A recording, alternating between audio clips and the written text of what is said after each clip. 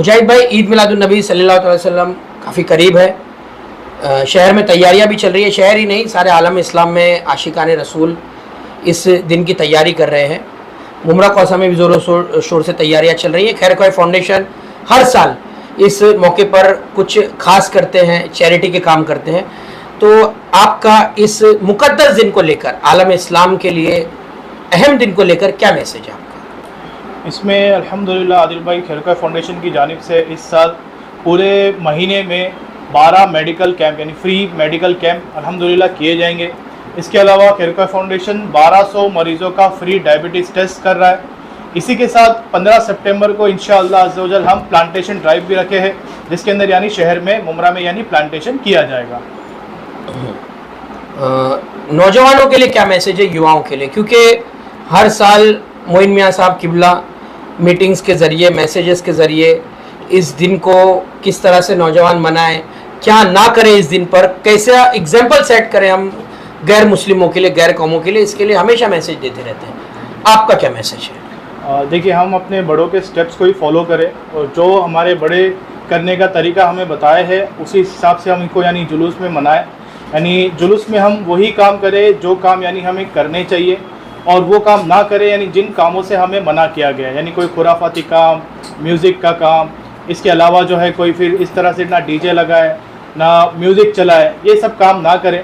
वही काम हमें करने चाहिए जो अल्लाह और उसके रसूल की रज़ा हासिल होती है, और वो काम नहीं करना चाहिए जिससे अल्लाह और उसके रसूल ने हमें मना फरमाया। मैं एक एग्ज़ाम्पल देना चाहूँगा कि हम जब रमज़ान में रोज़े रखते हैं या रमज़ान के अलावा रोज़े रखते हैं तो एक पानी का घूंट भी नहीं पीते, क्योंकि रोज़े की हालत में उसको पीना मना है। यानी वो रोज़े की हालत में पिएंगे तो रोज़ा टूट जाएगा, लेकिन रोज़े के अलावा उसको पी सकते।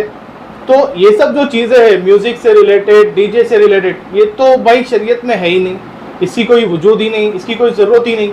तो फिर ऐसे मुक़द्दस मौके पर इसको बजाना, इसकी कहाँ से मतलब इसे हमें सपोर्ट मिल जाएगा? तो यकीनन ये काम हमें नहीं करना चाहिए। जो काम ये करते हैं या ऐसे कामों को जो सपोर्ट करते हैं, खासकर जो ऐसे कामों में डोनेशन देते हैं, उनको भी ये चीज़ सोचना चाहिए, क्योंकि इस्लाम में हर हलाल और हराम पर सवाल है। यानी जो हलाल होगा उस पर सवाल है और जो हराम होगा उस पर सिर्फ आज़ाब है। तो ये चीज़ हमें समझनी चाहिए। इसके मुताबिक ही हमें जश्न ईद मिलादुन्नबी शरीयत के दायरे में रहकर इंशाल्लाह मनाना चाहिए। मुजाहिद भाई, एक और बात की तरफ आपसे मैसेज चाहेंगे कि शहर में कुछ युवाओं ने मोहरा पुलिस स्टेशन के सीनियर से मुलाकात की थी और ये मांग की थी कि शहर में जो बैनर्स और पोस्टर लगते हैं ईद मिलादुन्नबी की मुबारकबाद के, उसमें पॉलिटिकल भी होते हैं, समाजी शख्सियत भी होती है, इंडिविजुअल भी बैनर लगते हैं, उनमें हुजूर नबी पाक का नाम होता है, गुंबद खजरा की तस्वीर होती है, औलिया कराम के आस्थानों के गुंबद वगैरह की तस्वीर होती है।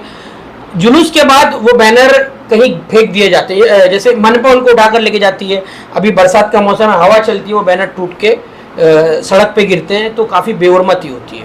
तो ये अपील की गई है और ये प्रशासन से मांग की गई है कि इस पर रोक लगाई जाए। आप इसको लेकर क्या कहेंगे और क्या अपील करेंगे आप? देखिए, ये काम माशाल्लाह पिछले शायद 3 सालों से हमारे हुसैन भाई ये काम कर रहे हैं, और मैंने थोड़ी देर पहले आपके चैनल पर इनकी वीडियो भी देखी है। हुसैन भाई, हसन भाई इस काम के लिए, अजीम भाई थे, और इस काम को लेकर वो आ गया है। यकीनन ये बहुत अच्छा काम, उन्होंने अच्छे काम पर यानी तवज्जो लगाई है आवाम की। जो भी हजरात, जो भी लोग, चाहे वो जिस भी एतबार से बैनर लगाते हैं, उस पर कोई मुक़द्दस चीज़ें लिखी हुई है तो उसका अदब भी उन्हीं की जिम्मेदारी है। देखिए, आपने पैसा दिया, ऑर्डर दिया, बैनर वाले ने बैनर लगा दिया, यहाँ पर आपकी ज़िम्मेदारी ख़त्म नहीं होती। अगर आपने ऑर्डर देके बैनर लगवाया है तो ये आपकी ज़िम्मेदारी है, आप उसे बैनर निकलवाए भी और उसे ठंडा भी करें। ये चाहे उसके अंदर कोई मुक़द्दस चीज़ें हो तो अदब लाजमी आ जाता है, और अगर कोई मुक़द्दस चीज़ें ना हो तब भी यही लाजमी चीज़ हमें करनी चाहिए कि आप अदब से जो भी बैनर आप लगाए, चाहे आप अपने कारोबार का लगाए या किसी की मुबारकबाद का लगाए, उसके बाद उसको निकाल कर रखना, ठंडा करना, ये आप ही की ज़िम्मेदारी है। अंत में ईद मिलादुन्नबी हुजूर नबी करीम सल्लल्लाहु अलैहि वसल्लम सारे आलम के लिए रहमत है, और इस वक्त जो देश का माहौल है, कुछ फाशिस्ट ताकतें, नफ़रती लोग नफ़रत का माहौल फैला रहे। हुजूर ने हमेशा मोहब्बत का पैगाम दिया। आप क्या दुआएं करेंगे हमारे प्यारे वतन के लिए, क्योंकि हुजूर नबी करीम सल्लल्लाहु अलैहि वसल्लम ने फरमाया कि मुझे इस वतन से वफ़ा की खुशबू आती है। क्या मैसेज है आपका? आदिल भाई, इस पर तो मैं यही चीज़ करूँगा कि हम सबको अपने यानी अमन के तरीके पर रहना चाहिए, बल्कि सरकार सल्लल्लाहु अलैहि वसल्लम ने पड़ोस के हुकूक भी अदा फरमाए हैं इस्लाम ने पड़ोसी का भी हुकूक हमें बताया है कि अगर आपके पड़ोस में कोई रहता है तो उसका भी कोई हक है, यानी ना हम इतना शोर करें, यानी रात के 12-1 बजे कुछ ऐसा काम करें जिससे पड़ोसी को तकलीफ हो, ना उसके घर के सामने कोई कचरा फेंके। इस तरह की कई चीज़ें जो है बयान की गई है। तो मैसेज यही है कि मुसलमान बाअमल हो जाए, जो सरकार सल्लल्लाहु अलैहि वसल्लम की सीरत बयान की जाती है उसे अपनी ज़िंदगी में अपना ले, इंशाअल्लाह दुनिया भर में अमन कायम हो जाएगा। मुजाहिद भाई, इस ईद मिलादुन नबी के मौके पर हम देखते हैं कि कई लोग सदकात भी करते हैं, कई गरीबों की मदद भी करते हैं। हम देखते हैं कि स्टॉल्स लगते हैं, लोगों को न्याज वगैरह दी जाती है, शरबत पिलाया जाता है। ये ऐसे काम भी बहुत से लोग करते हैं। लेकिन कुछ लोग होते हैं, जैसे डीजे ही ले लीजिए, और दूसरी कई चीज़ों पे फजूल खर्चियाँ भी इस वक्त होती है। तो आपने चैरिटी की तरफ बात की थी, तो कैसे चैरिटी के काम किए जा सकते हैं, उनमें खैर ख्वाही फाउंडेशन किस तरह सहयोग कर सकती है? देखिए आदिल भाई, चैरिटी के काम हम इस तरह कर सकते हैं, यानी हर इंडिविजुअल, एक शख्स अपने तौर पर यानी इंफरादी तौर पर ये काम कर सकता है कि वो अपने मोहल्ले में रहने वाले किसी ज़रूरतमंद की मदद कर दे।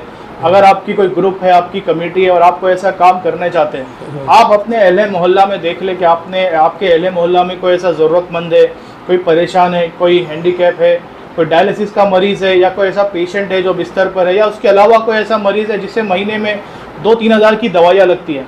आपने अगर कोशिश की उसे 1 महीने की दवाई के हिसाब से 10 महीने की उसकी दवाई का कोई इंतज़ाम कर ले।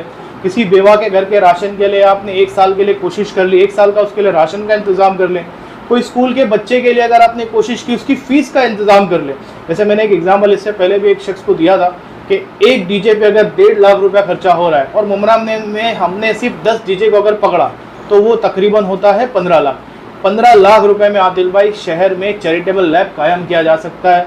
15 लाख रुपए में शहर के कई बच्चों की साल भर की फीस भरी जा सकती है, कई लोगों के ऑपरेशन किए जा सकते हैं, कई बेवाओं को घर दिलाया जा सकता है, यानी हैवी पे घर दिला सकते हैं, उनके रेंट भर सकते हैं, और ऐसी कई तरह की मदद जो हम कर सकते हैं। मेरा आवाम से, लोगों से यही अर्ज़ है, यही मैसेज है कि हम सब अगर कोशिश करें, अपने एतराफ़ में देख ले, अगर आपको कोई ऐसा ज़रूरतमंद नज़र आता है तो ईद मिलादुन नबी के दिन उसके घर जाए, उसके लिए कुछ तोहफा पेश करे, कोई राशन का सामान हो, खाने का सामान हो, कोई मरीज़ हो आप उसको दवाई दे दें। अगर आप किसी को नहीं जानते, आप शहर के किसी भी हॉस्पिटल में चले जाए, हॉस्पिटल के बाहर आपको लोग परेशान नज़र आ जाएंगे जो फ़ोन पे बात करते होंगे या किसी से उधार मांग रहे होंगे।